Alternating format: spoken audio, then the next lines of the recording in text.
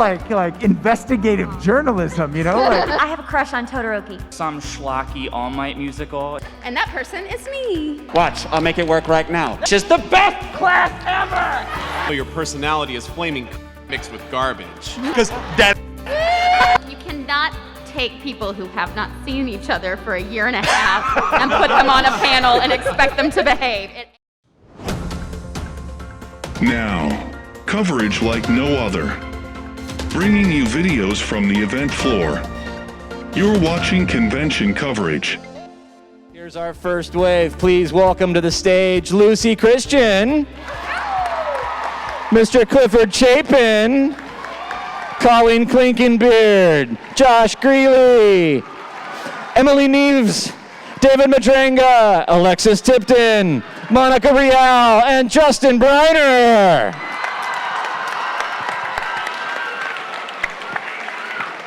So, welcome to the show. so we have enough time. Yeah, all right.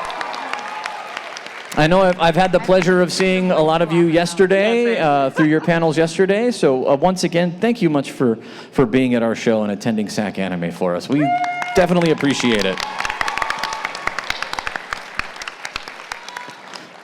So I'm going to ask like the standard canned question. How y'all doing?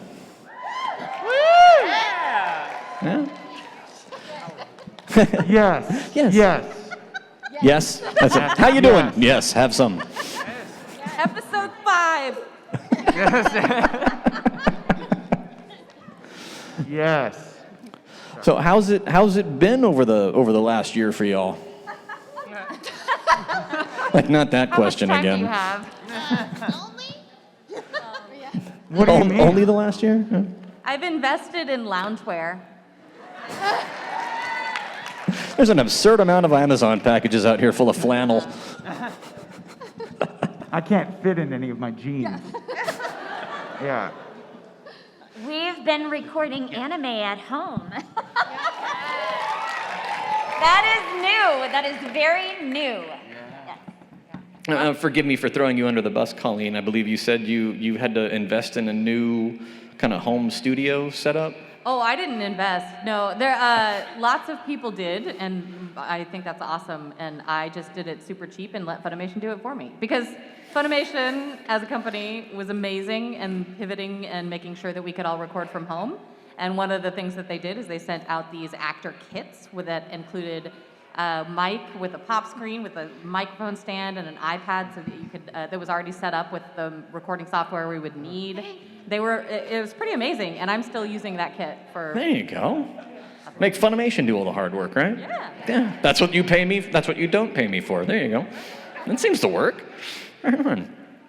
So, you guys open to some questions from the folks? Yeah. They're here to want to hear you guys talk, so we'll go ahead and we'll get that underway.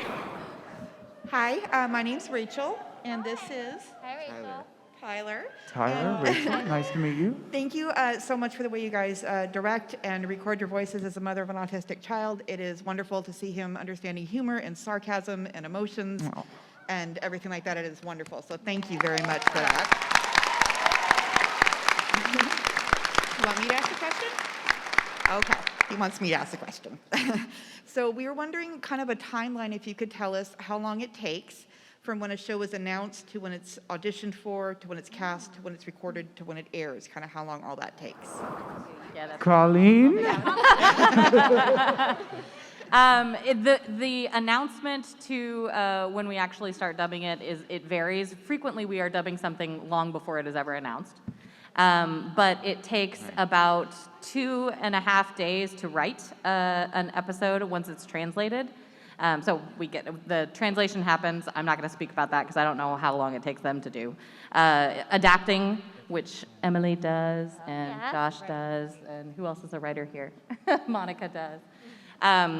They adapt it within 2.5 days, and then we record it within 5 days, and then it is mixed the next day, and we do a review of that, and then it goes up the following day. So it's an incredibly quick process when it comes to broadcast dubs. Awesome, thank you. Thank you.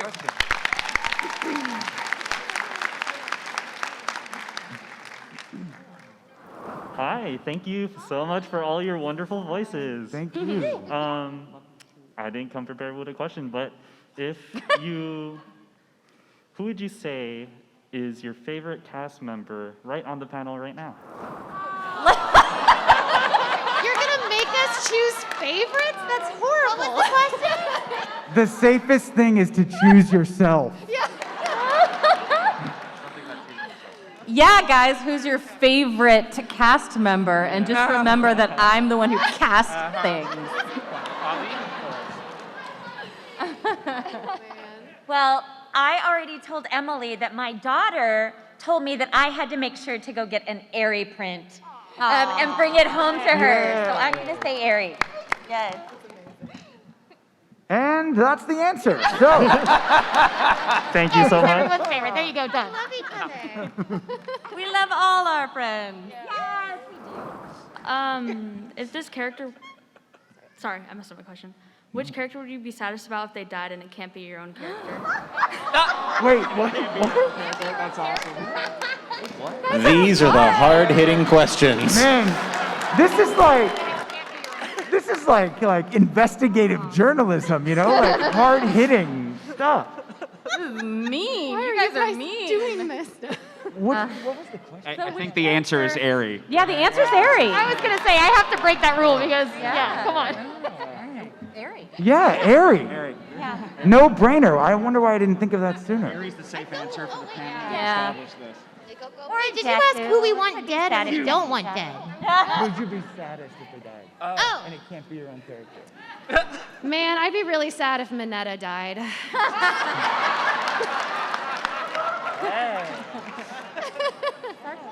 Aw. Poor Mineta. Hi. Hello.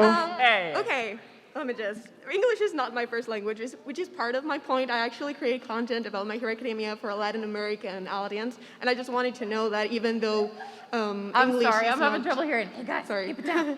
Go ahead. I just Step wanted up to a little know that even though English is not the first language of my audience, they love the English dub. Sometimes I'm like, I don't understand, but I love how it sounds. So I just wanted to know, like, your work has go beyond the language barriers, and I really appreciate that of you. So thank Man, you thank for that. you so much. Oh, God. Thank you. And just a quick question, you can answer if you're comfortable. I just wanted to know what's your motivation for doing this? What is that sparks that makes you feel like you're doing the thing you want to do? If I get that straight. Great question. Yeah. Oh, awesome. Somebody start. I think that, I will just say that I feel incredibly fortunate. I did not set out to be a voice actor. And I didn't understand that that is a gift that I have. And I am really grateful because I think a lot of times you learn what you're good at by other people telling you that and showing you and saying, no, you need to do this. And so I have found that it's my superpower. Reading out loud and making sense of words and making them sound like they make sense is a superpower that I have. And I love that I get to make a living doing that. It is what I want to do, But I didn't know that. I didn't know that in the beginning, so. Same, me too. I found acting in middle school, high school, and something about it connected to me as far as, I used the word already, but I think there's connection in it. And so the thing that keeps me going is the fact that storytelling has an impact on people. And to be a part of something like that, where it impacts people differently, it inspires people, to be a part of telling a story that has that kind of impact just keeps me out there trying to be a part of stuff.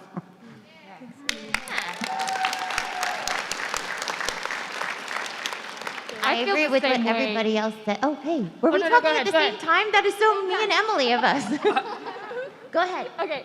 I feel kind of the same way as David, but I would take it one step further. And I think that story is a lot more powerful than people even give it credit for. I think that story actually has the power to shift the course of society and change the world. Oh, yeah. And that's kind of, if I could say my why for storytelling in general, voice acting, writing, playwriting, other kinds of acting, it's that. It's like I have seen story change individuals. I've seen story just shift the course of things on a macro scale. So I think that is one of the most powerful things on earth, and I just feel blessed to be a part of it in any capacity. So.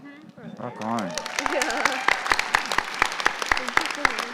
And I agree with everyone else. I would just add that I think for us too as actors, because most of us come from, I think all of us come from acting backgrounds.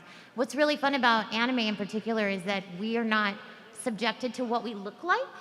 Like I can play a high schooler that's a frog. I can play a dog. I can play a grandma. I can play a little boy. And that's something that also I think helps keep us driving in this particular industry because it does give us opportunities that we wouldn't get elsewhere. Yeah. This question is for everyone, well, at least so far, though. So, what is your cutest and cuddliest moment from My Hero Academia? Cutest? And our cutest and cuddliest moment, right? Yes. Oh, cutest and... I get to say your moment because I'm a director. Yeah. Oh, yeah. Ari going, what does she say? Oh, the Bryce? Yes. Yes. In sickness and in health. Oh my God. Oh my goodness. I mean, that pretty much trumps everything. There's no, yeah. Yes. It's amazing. I don't know. What would be a cute mom? I don't know. She's adorable. Maybe just in the beginning where she's like, I like the name Deku. Aww. Because suddenly he's like, oh, it's a terrible name, and she's like, oh, I like it. I think it's kind of cute. Deku it is. I don't know what Cliff's cuddly is.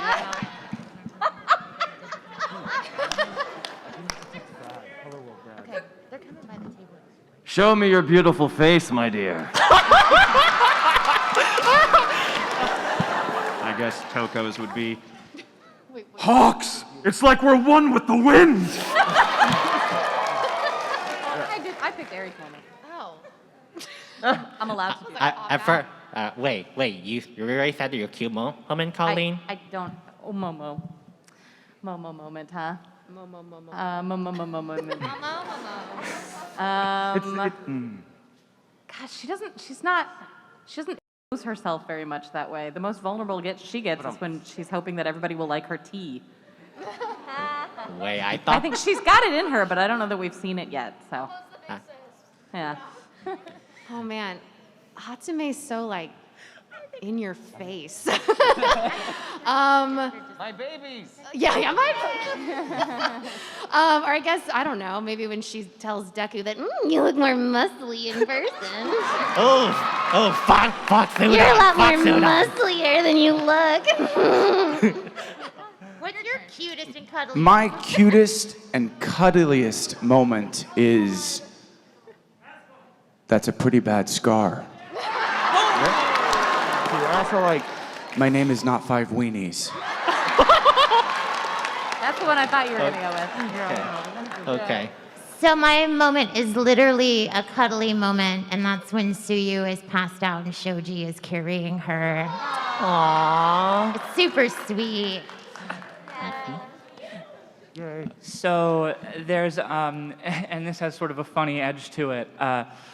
Deku cares very much about Aries, so Aries feeling kind of down about her powers, and Deku tries to brighten her spirits. He says, hey, your power's dangerous, but if you use it well, then it's really valuable. Think of a really sharp knife. Thank you very much. Viewing of dubs has been very sporadic since 2003, and in anime in general, actually, it's been all over the place. So I haven't really been able to keep up with what's been going on, but I watched Stranger by the Shore last night. Oh. Yes. It's okay. Yeah. So Justin and Josh, you guys are amazing. Oh, thank you.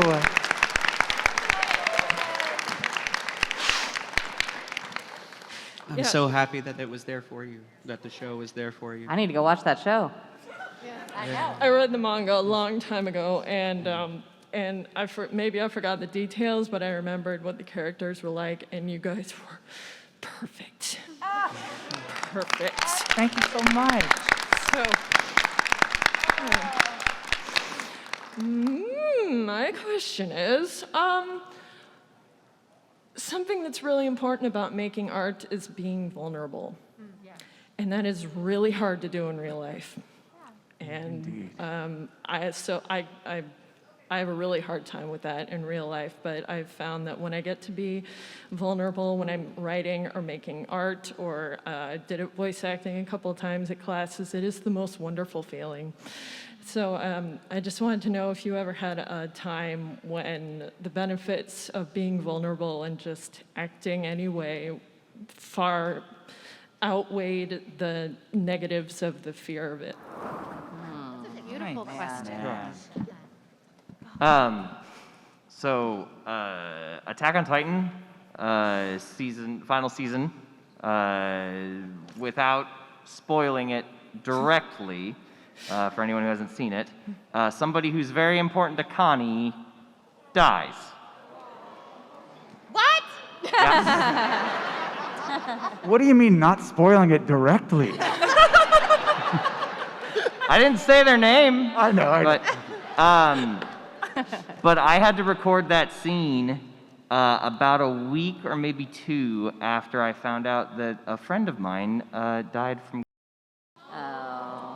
And so while I was acting that scene in what Connie was going through, it was actually something I was going through, and it was pretty intense. And Mike was very understanding. Mike McFarland, the ADR director, as I put myself very close to the line of breaking down in order to still be able to deliver the lines and give the moment what it needs, with giving it quite possibly the most genuine feelings that I could have, because it was what I was really going through.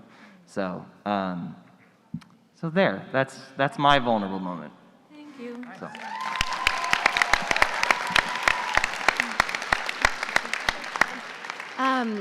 There's been a couple of characters like that for me, but the first one I thought of was I played a character named Kagari in Steins Gate Zero, which is already a really heavy show. And she, again, I won't spoil it, but there's this whole thing with her where it has to do with memories and like time lapses and all kinds of stuff. And she has this breakdown when she's reunited with her mother. And it wasn't my mom, but it was my dad was going through a health thing in real life, and I was having to think of all these things I'd never had to think about before, like, am I going to lose my dad? Am I going to, and he's fine now, just putting that out there, thank God. But like, it was really scary there for a long time. And so not only was it just a really cathartic place for me to be able to go to work and channel that fear into something else, but that was the first time. She has this like massive breakdown and she's crying, and I had a massive breakdown in the booth. So all of that is like, if you watch it, the crying, that's all very genuine. It's not put on. And not only was that just helpful for me from a vulnerable emotional place, but because what we do for a living, with voice acting is so fast-paced, sometimes it's really hard to connect as deeply to a character as maybe we'd like to, because it's just so fast-paced and there's not always time for us to get into that emotional space. And a lot of people, myself included, have a really hard time going there quickly and being able to authentically cry. And so for acting, I've been told for years, it's like once you're able to do that once, it like breaks open a floodgate or something, and then the next time you have to do it, it's much easier because you're now connected to that really deep part of yourself. And so for me, that sort of opened up a door for me just in my acting. And it just, and luckily I had a director that was just so respectful of what was going on and so kind and giving. And like after we were done with that scene, he was like, I'm gonna leave you alone so you can have a minute, and then you let me know when you're ready to continue. And it was just a beautiful safe space for that kind of thing. And I feel like that really was a big breakthrough for me as an actor, but then it also gave me just a really beautiful place to kind of deal with some of my pain with like real life things. So it is extremely rewarding in so many different ways. And there's nothing negative that can come from that. It's all very beautiful. So. Thank you.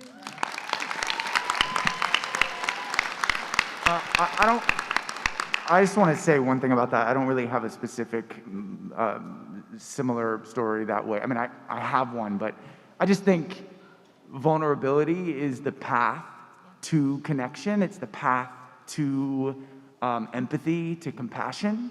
And so you asked a question, I love the way you phrased it with, you know, has there a time where being vulnerable had a payoff that paid off more than the risks of being vulnerable, right? And I kind of think that it pays off every time. Like, even though I have vulnerability hangovers, I will be vulnerable, and then I'll feel like, oh my God, what did I say? Should I have said that? Maybe I should take it back, or now what do they think about me, you know? But I still think it's the better choice if I can make it, if I'm not too scared to make it. But anyway, yeah. And thank you for letting us be vulnerable and answering your question. Yeah, indeed. Same here. Yeah, of course. Yep. All right, I'm gonna stop you just for a quick second because we are gonna bring up the rest of the cast. So now we are gonna completely flood the stage. Please welcome, big round of applause for Mr. Derick Snow, Aaron Roberts, Kyle Phillips, Jade Saxton, Leah Clark, Kristen McGuire, Amberly Connors, Brandon McInnis, Jamie Marchi, and Mr. J. Michael Tatum, and Justin Cook.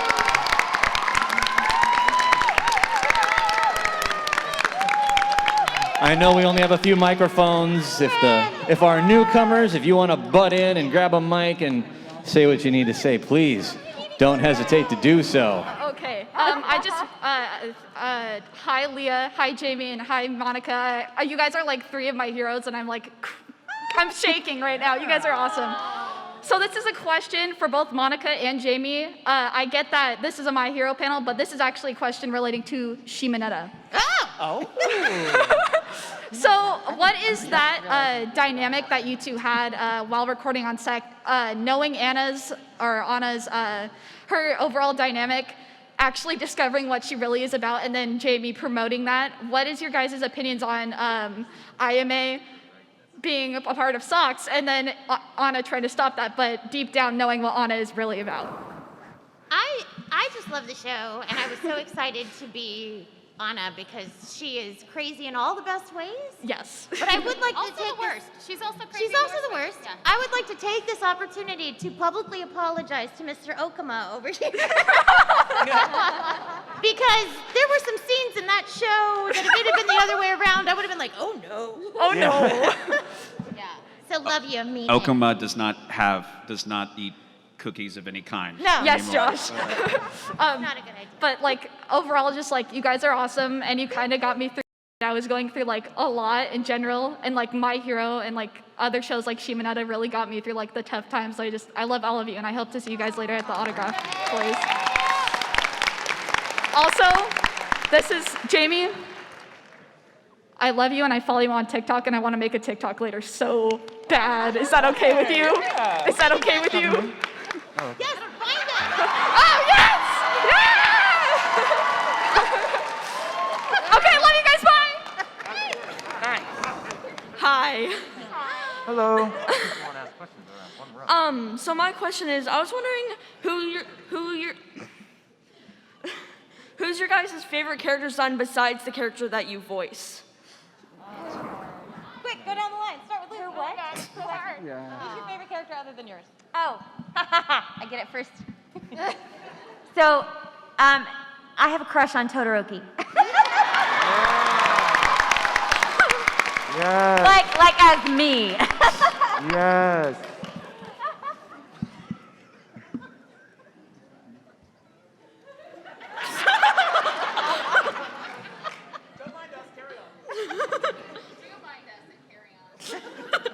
Mine's midnight for no reason.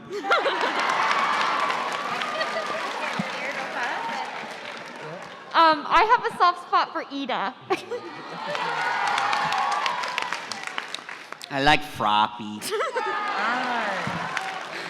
Mirio. Who? I was gonna say Mirio too. Dang it! Mirio, I stand by that. Gran Torino.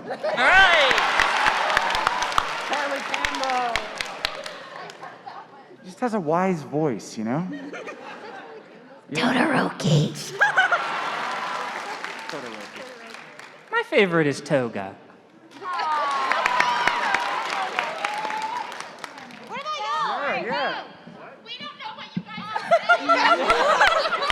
It's my future husband, Eraserhead.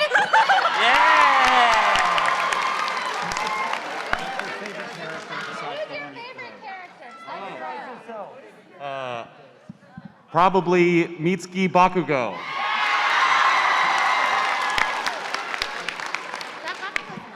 Mine is also Bakugo.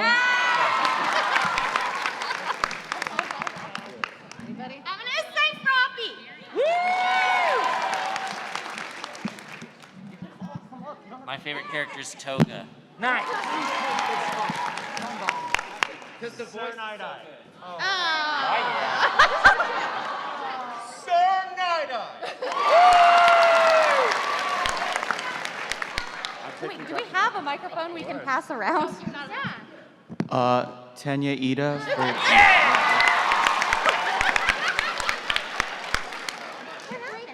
Oh wait, I actually have a quick story. So when we were doing Fan Expo Dallas a couple years ago, hang on, and that was the last time we were all up on stage. We did a live dubbing, and Cliff and Justin and Sabbath were like yelling and screaming and do all those lines, and everyone's like, yeah, good. My real answer is who I'd want to voice other than Denki would be Shoto Todoroki. No way, seriously? Because when it came time How for do I not finally know Dave to say something, he just goes, cool. And everyone's like,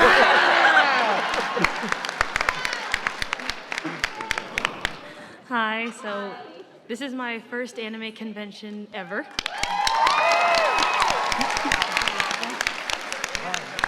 And I'm just really happy to be here. I got a pop signed by Cliff yesterday, and it was probably one of the best experiences of my life. And being here just feels so unreal, and I can't believe it. So I just want to say thank you for voicing the characters that you do, because it also got me through a lot. I love the characters and their character development. It's amazing. And I love the bloopers because they're really funny. So I think my question would be, will we ever get a beach episode? Like Shoto's making snow cones, Kirishima's trying to break the ice, Bakugo's doing something, someone's burying Kirishima in the sand. We kind of did recently. Are you all caught up?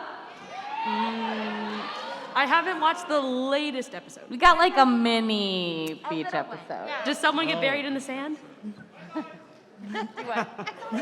Did someone get buried in the sand? Buried in the sand? No, nobody got buried in the sand. There was no watermelon fights. So. Dang.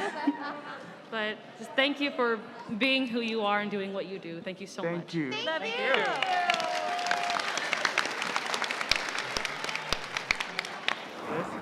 My question is for David. It's not an easy question.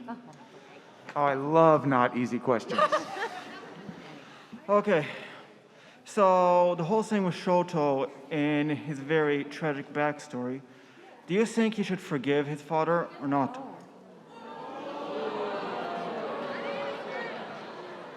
Are you asking what I personally think, or are you Yes. asking me what I think the character thinks? You and the character. Well, I think that answer's complicated. I don't think that there's one, like my opinion is really all I can speak to. I don't know what the creators have in mind for that arc or how that's gonna go. I'm as curious to see what's gonna happen and how that's gonna fall together as you guys are. And many times I find out, right there when we're about to do it. So, I can't wait to see where that goes. I know there's a lot of dialogue about it, a lot of anticipation, and I can completely relate to that. My personal thoughts are just that I think things like trauma and love and family are complicated, and I think that they can exist, and that trauma and love and connection with family can exist in the same space. And that makes it complicated, right? So, because nothing is really black or white. You can't definitively say, you can, but that's blocking out, or not being open to potential forgiveness, redemption, whatever it is. My answer is that things like that are complicated and they change from moment to moment. And I think you see that in this latest season, the dialogue that's happening, what Midoriya says that he thinks about Todoroki and that relationship is really interesting. You see Natsuo's reaction. So you've got like the spectrum of feelings there. And so, yeah, I'm just excited to see how it goes down. And I also think Endeavor's take on it is interesting. Like, at one point he says, I don't want forgiveness, I just want to atone. And it's interesting, all those words, right? Like, what do those mean? We have to define what those are, and they're different for everybody. So, yeah, I think it's complicated, just like my answer was. Thank you.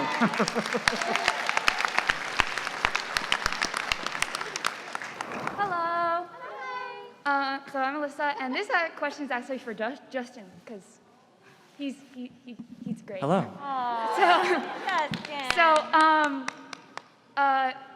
Sorry. So if Deku was in a musical, what would you be in?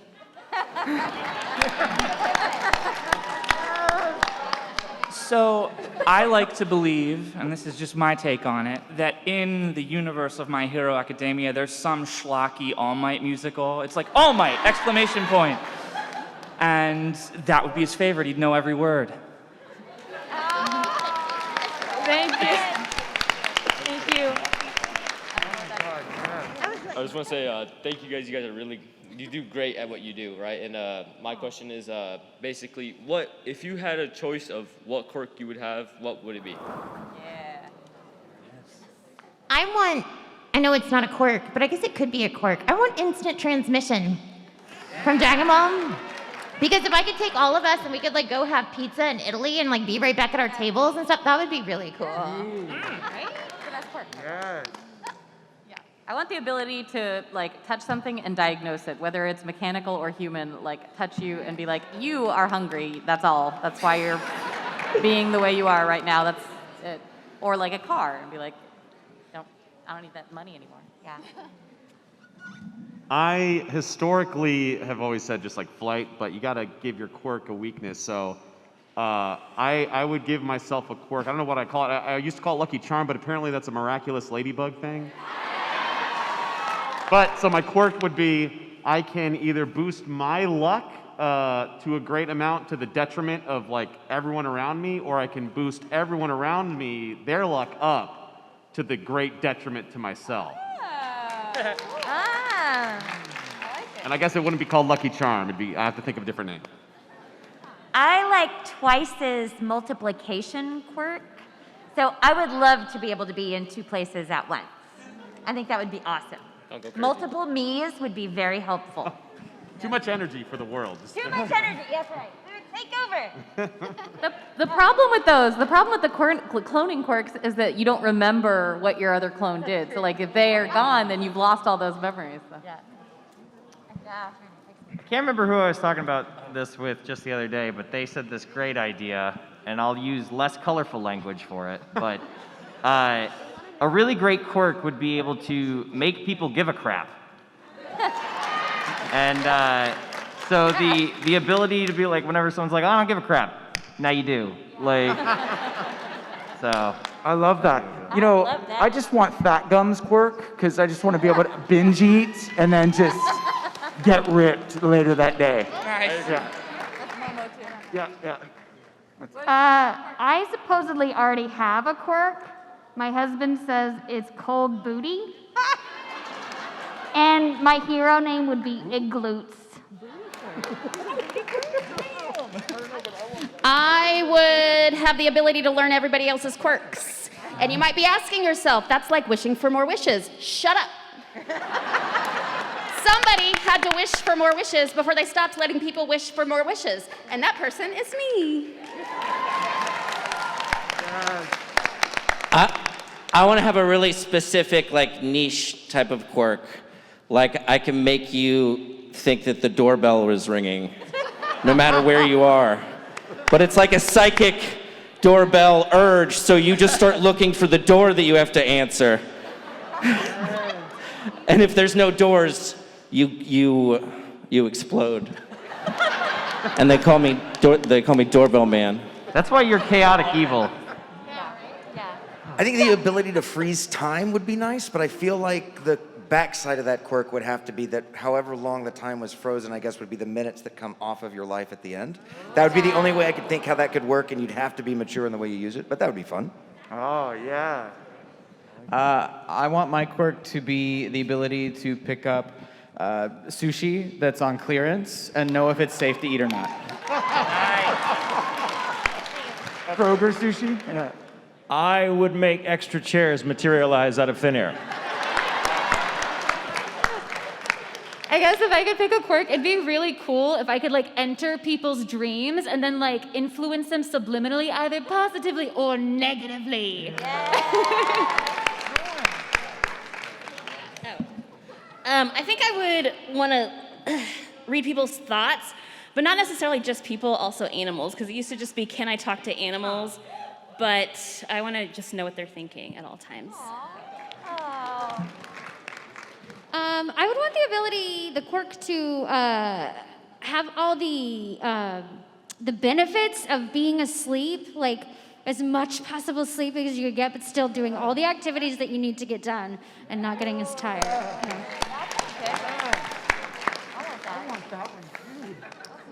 I want a quirk called Earworm, where I could just make you suddenly have in your head the most annoying song ever. Watch, I'll make it work right now. No! Baby!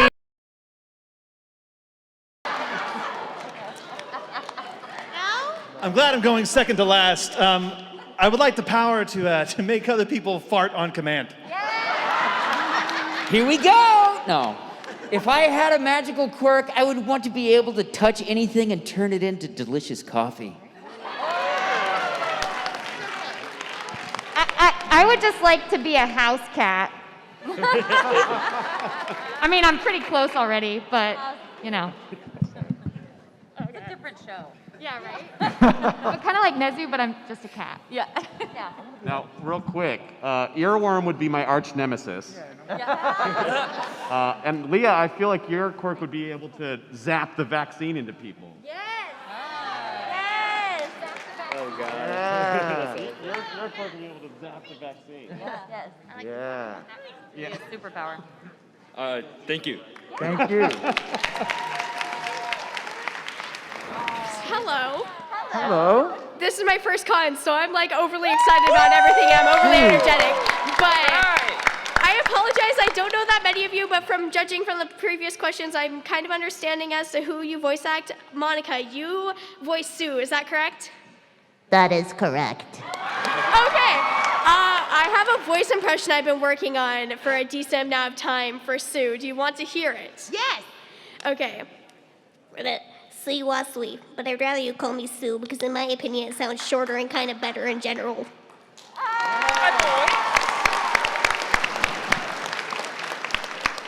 That was literally amazing. And also, can I give you like a super big plus ultra, because it takes a lot of guts to come up here and do an awesome Suyu impression in front of Suyu and all of her friends and all of your friends. So let's give her a huge round of applause.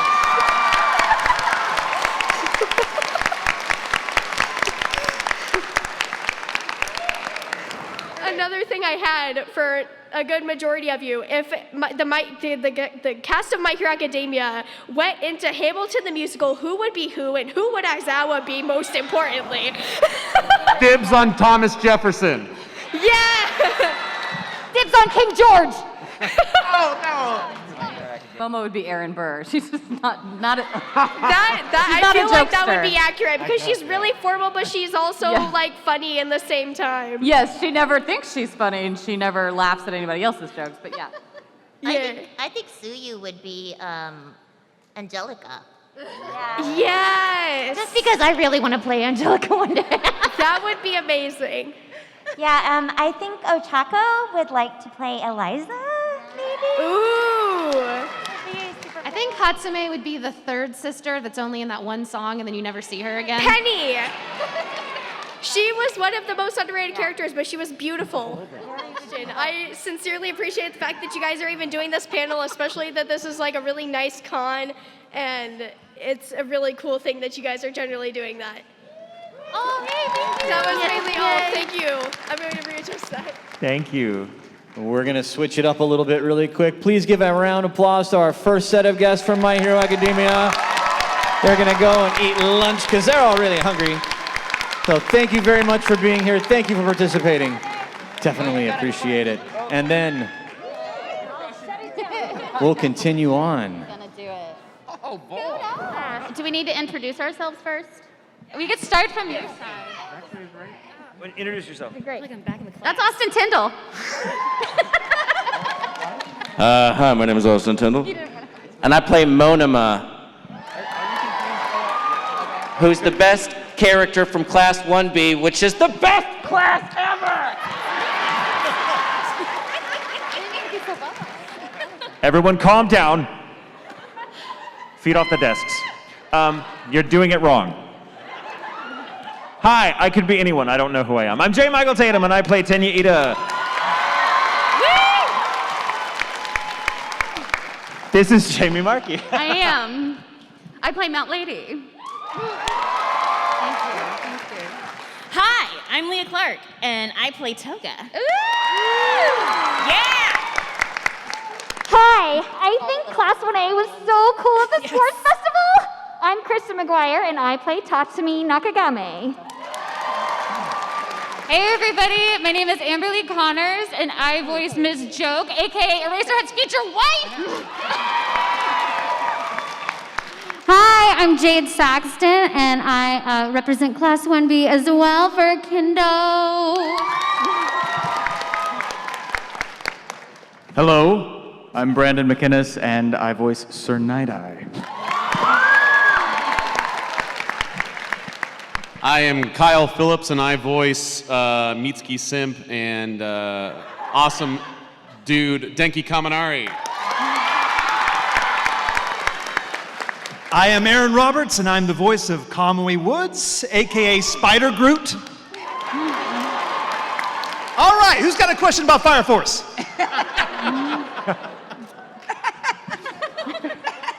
Hey guys, I'm Justin Cook, voice of Yujiro Kirishima.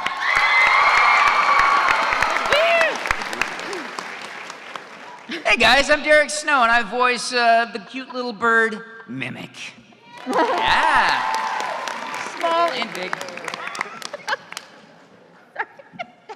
What? Share with the class. No. No. Yes. It's our secret. We're just having a private joke over here. Leave us alone. But I love jokes. Oh, get it? She missed joke. Okay. No, I don't get it at all. Do we have questions? Do we have questions? Yay! Come on up. Don't be shy. Or be shy. You can be whatever you want. Hi, my name is Kylie. Hello. I love My Hero Academia. My brother got me into it, and it's something that we watch every Saturday when it comes out. And my question for you guys is, what is your favorite moment from the show? My personal one was the school festival where Eri finally smiled for the first time, ugly cried, and hugged my dog because I was so happy. But what's your guys' favorite moment? I liked hitting on Eraserhead. Everyone does. I have two for Denki when he busts out the guitar for the school festival. That was so sweet to see him shred. Yes. And then when Denki bails out Bakugo and Kirishima against the meatball dude. Has anyone here seen the movie Two Heroes Rising? Yes! I don't want to spoil it, but the Bakugo Deku team up. God, yes. I really like the first episode because even if you only watch 3 episodes of the whole show, you know who Mount Lady is. I have 2 moments for Tenya. The first is when he is on top of the exit sign telling everyone to calm down. It's such a perfect moment for him as a character. Like even the getting there, it's like, and he's like, everyone stop. That's also very me. Yep. Very me. Yep. And it's just a good moment. I love having little moments that perfectly define a character like that for the audience. But then as the show develops, I love the Stain fight. The fight with Stain in the alley is such a intense moment. It's such a good, I love it. I love it. Do you have one?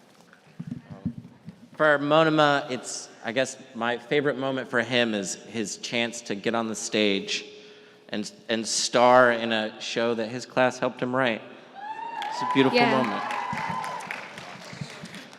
My favorite Toga moment is the fight with her and Suyu. Oh. Yeah. I love any moment that I get to hit Momo in the back of the head. It's really great for me. My favorite moments are when Deku cries. Yeah, that's a lot though. I don't have a favorite moment, but the Stain arc is my favorite. He's my favorite character in the show. That's my favorite. I think at the end of season 3, there's a moment where Kirishima and Sue have a moment where Kirishima apologizes to her for kind of, putting her in a moral dilemma. And I thought that was just an incredible moment. That's beautiful. Mine would be, I got this duckbill masker. Mine would be where Sir Night-Eye is confronting All Might in the flashback at the hospital. He's like, no, All Might, you're going to kill yourself, and no, I care about you. And All Might's like, no, I have to save everyone. And then Night is like, no, please, and they all cry, and it's great. Night-Eye is literally my favorite character, and what happens to him is tragic. What? I'm sorry. Oh, Night-Eye is literally my favorite character next to Eri, so what happened to him was so tragic. He deserved better. He deserved the world. She just dropped that bomb, y'all. Right there. Get it. Thank you, guys. Thank you. Hi, thank you for doing what you do. I love to watch anime. It's one of the things that keeps me going, makes me very happy when I'm down and sad. Aw, thank you. I wanted to know what's your favorite line? It doesn't have to be from My Hero Academia that you've ever done. Oh, our favorite line and it doesn't have to be from My Hero. So mine's probably not appropriate for this crowd. I mean, it's probably from Panty on Stocking. I'm not lying. It's not appropriate for this crowd. No. I would say same. My favorite line is from Guilty Gear Strive as Eno. I cannot say it here. But you know what it is, you know what it is. That's right. It's not appropriate for this crowd. We'll tell you when you're older. Yeah, just come to the table. Come to our tables. We'll tell you what the line is. In season 4, I play a kid in My Hero Academia named Tamashiro, and he has an ability to where he can create these little balls. They look like chain chompers from Mario, and then they fly everywhere. But the line is really unfortunate, and it is, my binging balls consume whatever they touch. And I've always thought it was really funny out of context. It's funny in context, to be fair. I think on that note, I think my favorite Ida line has to be like, a punch to the scrotum is unforgivable! Since we're going there.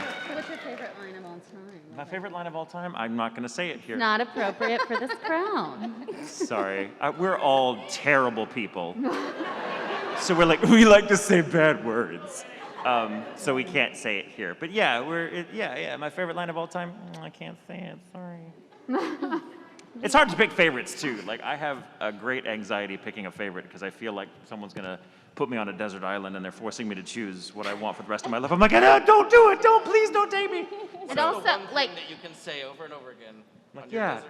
And I know someone will. Only one can Only stay. one line. Right. So it's hard to pick a favorite, really. It's hard to pick a favorite, but like anything from a character. It's nice having characters that have a line that makes them instantly recognizable, so you can say it and people are like, oh, you play that character. That's always fun. So those are some of my favorites. But yeah. God, it's so hard, pressure. I like basically almost everything I say in Dragon Maid.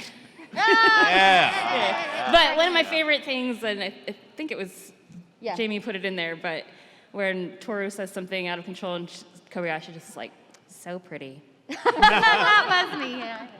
She's like, that thing. No, I loved it. Thank you. There's this little tiny show called Dr. Stone. Does anyone know? Anytime Gen squeaks, that's when he squeaks, he's like, it brings me life. I love doing that. If only you knew how often we mimicked those squeaks around our house. It's all the time. It's only because of Cliff that like the squeak was that. We'll what just it was. constantly be like,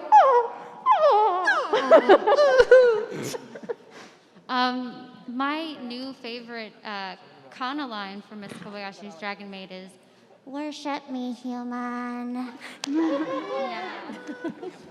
I have 3 answers. In the Marineford arc in One Piece, Marco finally does a lot of fighting, but he really only has one line that he says over and over again, and it's just, "Whitebeard!" Just over and over again. But my go-to, the classic Kaminari line that gets me into voices, "You know, we basically just met you, so it's kind of telling that we all know your personality is flaming crap mixed with garbage."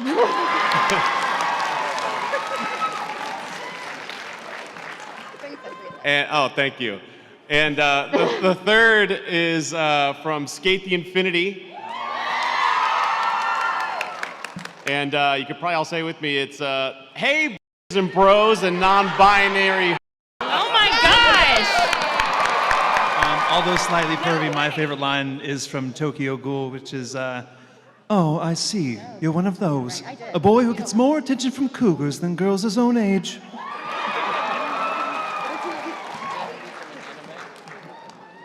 So to clarify, we're talking about favorite lines in any anime? Okay. Every single line that Jury has in Yu Yu Hakusho. Working with you on that was awesome. Thank you. Jamie would come up with new terms to call people and new different pieces in that show. Every single line she says is Oh, thank you, Justin. Yeah, I can't say some of those either. They're not appropriate for this crowd. Do we have to? Does it have to be an anime? Is that what it is? Or can we do my favorite line in anything? Anything you Well, so I'm going to do it anyway. It's a line from Chris Pratt's character Andy Dwyer from Parks and Rec, and I think it sums up my career. If there's one thing I know is my fantastic, it's talk. I feel like my favorite things are more gutturalisms, you know, just weird sounds and stuff. Like on Black Clover, my little buddy Rial, I always just love his little laugh. It's just, I feel like I'm a little tiny Tony the Tiger or something. And then for Mimic, just thinking about the show, from his biggest screams, I always liked whenever, he's just, Yakuza! This crazy little thing. Yeah, just things in therapy that I really should let out. Those are my favorites. It is cheaper. Thank you for your question. Good question. Thank you. Appreciate you. Thank you. Okay. I'm just gonna say My Hero has made me very happy in the past, and You're just welcome. watching it has put me in a very good mood. But this is a very similar question that the first group got. If you could be any character for My Hero except for your own, who would you be? All Might. Even a villain. All Might. Easy answer, lots of lines. All Might. Lots of pops. All Might. Yeah. All Might. I'm gonna. You mean like voicing or like existing as? really. I would say existing as. Well, then of course it's gonna be Eraserhead, because then I could look at myself. I mean, obviously, it's always got to be him. My really biased answer would be Bakugo. Well. Is it voice or who? Existing. Existing as. I'd still choose Bakugo. Existing as. Probably Shigaraki.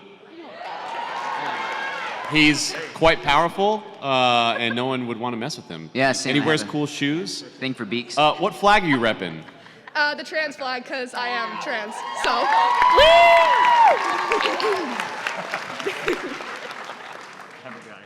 I don't know. All these characters are in need of massive therapy. They're all so tormented. I don't want to exist as any. I mean, you know what, Mount Lady, because Dad. I'll have to agree with you on that one. Best answer. What? I'll have to agree with you. Is this like who we would play or who we want to be? Who you would exist as. Oh, midnight, y'all. For no reason. Is this a new question? I'm gonna say Mirio. See, it's so positive, right? Like, it's okay, we're gonna get through it. But then I would be like spontaneously naked all the time. I'd have to get used to that. It'd be cold. I'd be so cold. With a blanket. Shinto. You just wanted to say She does look good. No, it's cool, because then if someone was talking at you and it was annoying you, you could just make them stop. If they came up to your table, you could be like, buy a print. Not you. Not you. Oh, okay. It's anyone. Oh, all right. It seemed really loaded. It was real heavy. It was very threatening. There was some really heavy eye contact. Now we're fighting. No, we're not. We're not. I think that's everybody. I mean, we still got Mimic and Kirishima over here. Oh yeah. All right, so we're saying like, we want to be this person in real life. Yeah. Dude, I'm with Aaron on this one. No, they're all crazy. I feel sorry for all these characters in real life. That's why they're in an anime. Yes. I mean, I can't help but just want to be a bad boy. So I just want to be on, the Overhaul forever. Yeah. And like I said, I have a thing for beaks. But you could never high five. Well, you know what? I like bumping. I'll bump. Wait, you want to be King No Arms? Shinto. I meant Shinto. Shinto's not a person. It's not a thing. No, it's too late. You already had your answer. Sorry. I felt your eye contact. Look, you cannot take people who have not seen each other for a year and a half and put them on a panel and expect them to behave. It ain't It's not. happening. Yeah, it's not possible. No. Thank you. Thank you for your question, love. Aw, thanks. Thank you. All right, you guys have a great day. These guys get it. They get it. They understand. Hello. Hi. Hello, Kitty. So, as TikTok is canon in the My Hero universe, what content do you think your characters would make? Oh, that's a Brandon question. Yeah, I was like, I don't. I got this. Sir Night-Eye would have a TikTok account that was dedicated to Excel spreadsheet talk.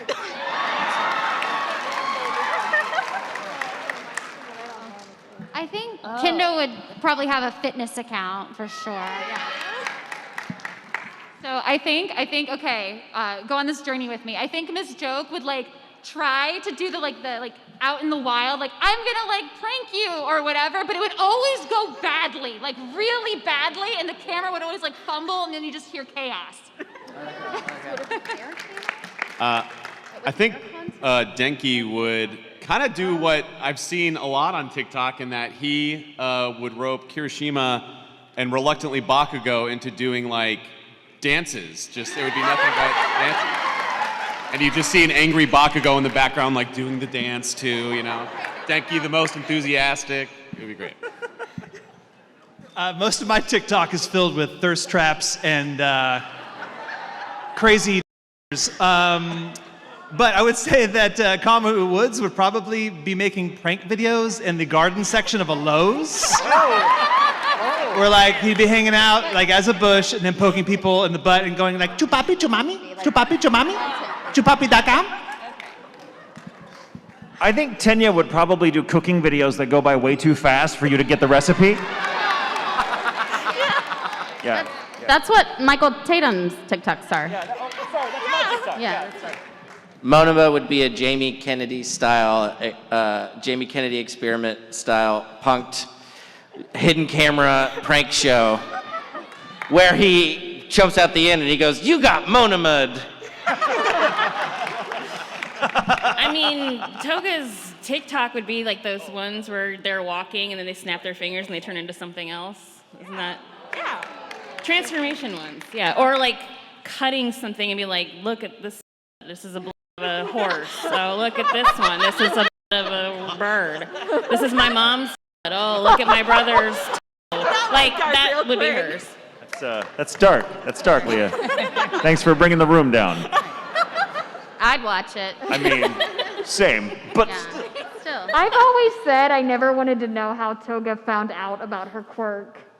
Because your quirk appears at some point, right? It like manifests. I'm like, so at what point was Toga like, I'm just gonna lick this and see what happens? I think we find out. She ate a pudding one day. Turned Turned into a pudding. Very traumatic experience. I think if Tatsumi had a TikTok, since she's kind of a fangirl, she'd probably do like cosplay dances. That's the most I know about TikTok. I mean, I guess mine would be about, your costume upkeep and just general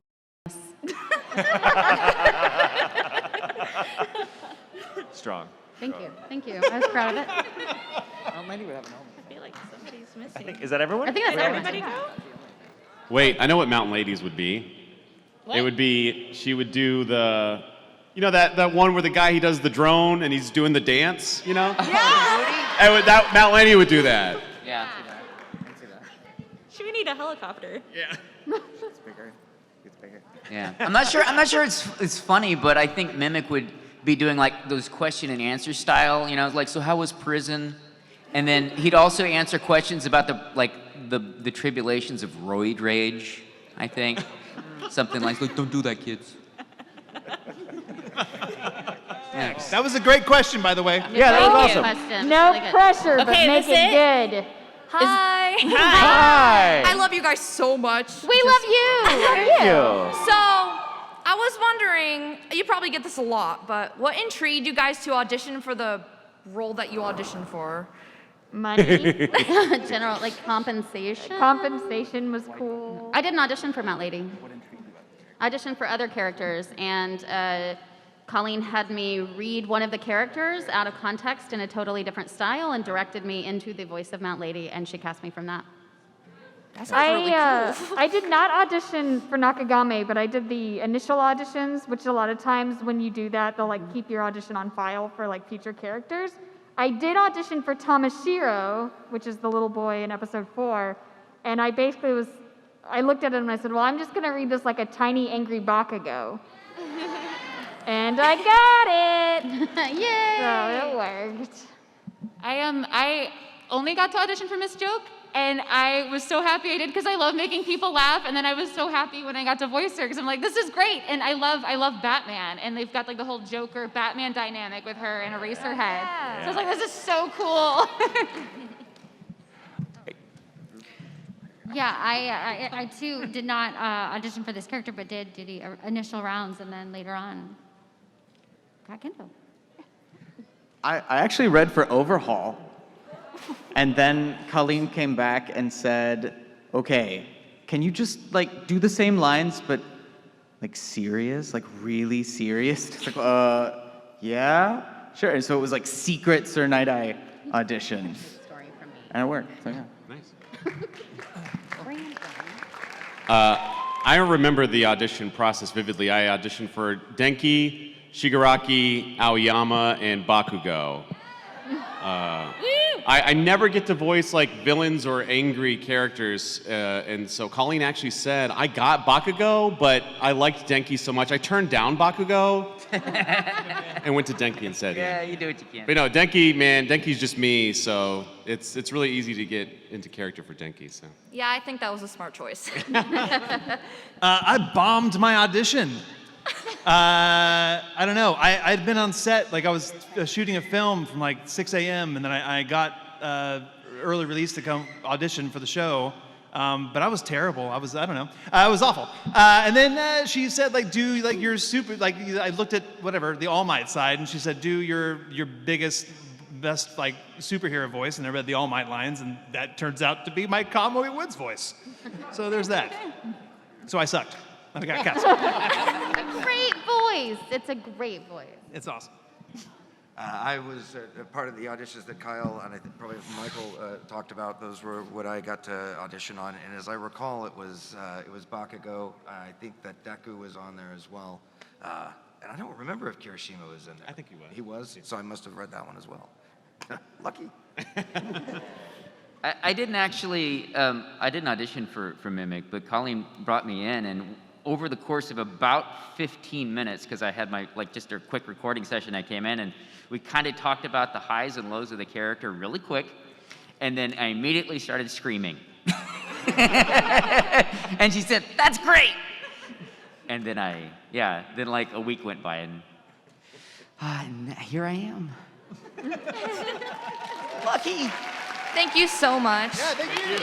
Thank you, guys. Unfortunately, we are out of time. But thank you all so much for being here. Thank you for the panel, the guests here. Give them a round of applause. Thank you, guys. Thank you so much.